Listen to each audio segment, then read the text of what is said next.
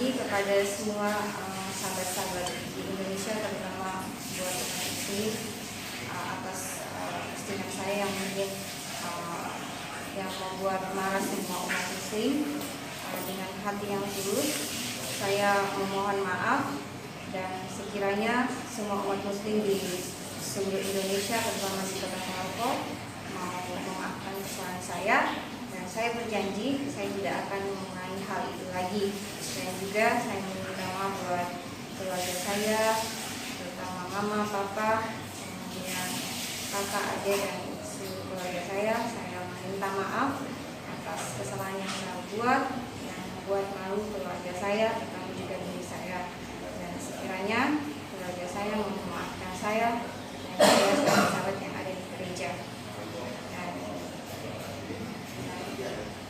mohon dengan hati yang tulus, kiranya semua yang membaca postingan saya, terutama umat Muslim, mempunyai hati yang lapang dada untuk memaafkan kesalahan saya.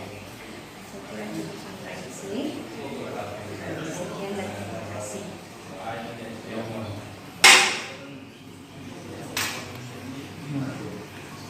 Tolong satu